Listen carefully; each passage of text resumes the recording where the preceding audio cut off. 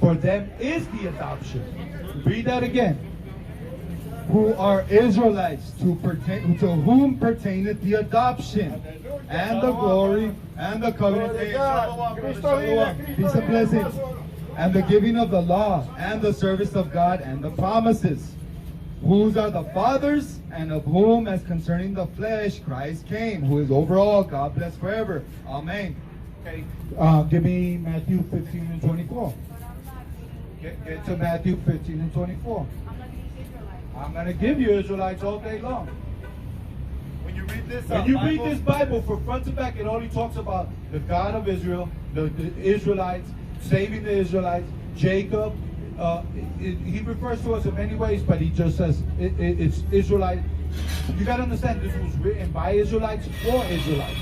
So, no, Jewish. If you understand what ish means, I-S-H, means something like. It doesn't mean so. Like the real Jew, believe it or not, is your black brothers that are here through the transatlantic slave trade. They're the real Jews because they're from the tribe of Judah. I'm from the tribe of Ephraim. He's from the tribe of Issachar. Because of spirit and prophecy, we can go through the curses of Deuteronomy, and they only fit us as the curses. It cannot fit the white man. The white man is in power. He's in heaven. We'll find out. Let's get the Bible. Let's get the Bible. Let's get the Bible. You not particularly, because you're about to go down. So 15 and 24. Are you there, sis? Yeah. All right. So it's Matthew chapter 15, verse 24. It's all good. I was in 24, not 15. 24. That's right. All right, so it says, but he answered and said, I am not sent, but unto the lost sheep of the house of Israel. Yep. I haven't been sent nobody but to the house of Israel. Yep. I remember. Matthew 1 and 21. Because he says, only my sheep will know my voice. Exactly. And his sheep are particular people.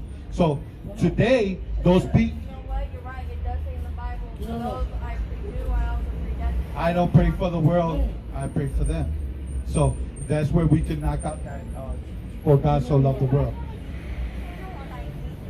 Yeah, we do. It's only going to hurt your feelings more. No, I want to know the truth. It All right. doesn't hurt my Well, the truth is, this is what the truth is. You're gonna have a judgment. Let me ask you an honest question. Has the white man paid for all the blood, robbery, rape, and pillaging that he's done on this land? Has he paid for that?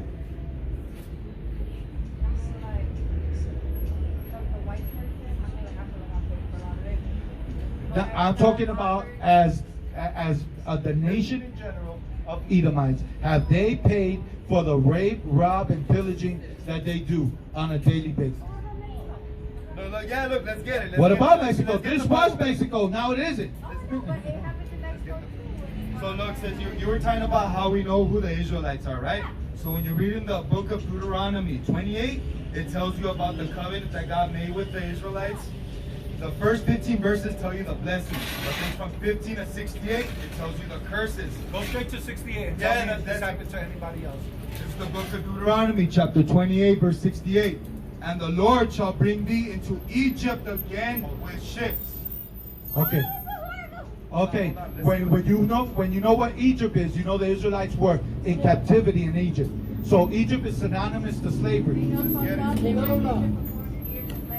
Right. But then this time he says, I'm going to send you to an Egypt-like condition via ships. Who did that ever happen to? Let's get it with the Bible, though, to prove. So to prove that Egypt is slavery, we're going to go to Exodus chapter 20, verse 2. I am the Lord thy God, which have brought thee out of the land of Egypt, out of the house of bondage. So when we go back to Deuteronomy 28, verse 68. And the Lord shall bring thee into Egypt, bondage, again with ships.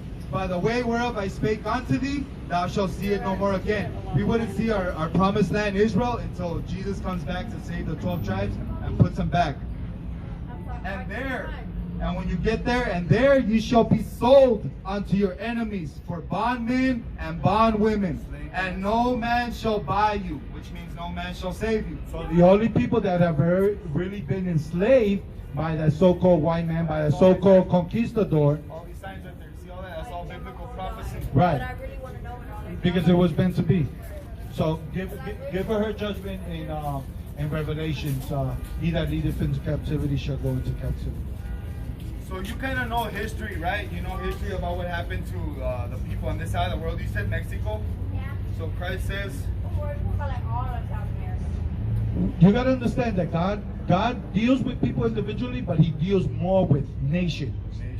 And He's dealing with the nation of Israel, and everybody else is going to be subject to Israel. So when we establish the kingdom here on earth, like the Mexicans, they have a saying: "Se le va a voltear la tortilla." The tortilla is going to flip. or the table's going to turn. You guys are going down, and we're coming up. I mean, So. like the Bible does say you reap what you sow. Right. Right. So You're gonna get it. that's why you're gonna get your judgment. Here you go. This is Christ's words in Revelation chapter 13, verse 9. If any man have an ear, let him hear. Verse 10. He that leadeth into captivity, or he who leads into slavery, shall go into captivity. He that killeth with the sword must be killed with the sword. Here is the patience and the faith of the saints.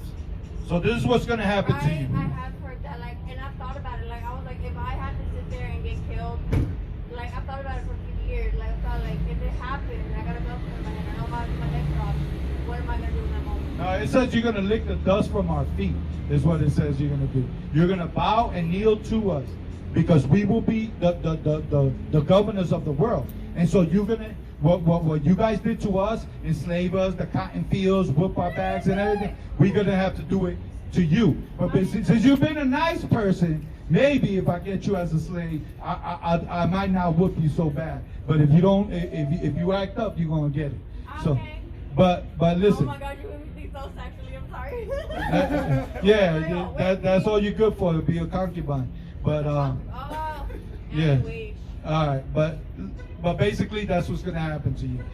You're gonna have to bow down to us. You're gonna be enslaved to us, and then after 1,000 years, God's gonna get rid of every white person on the face of the earth. Woo.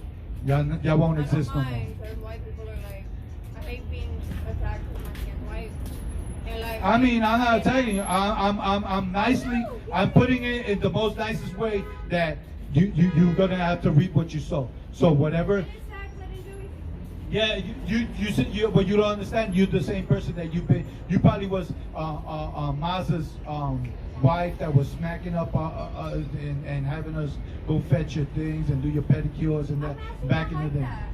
Hey, I'm not saying that you are.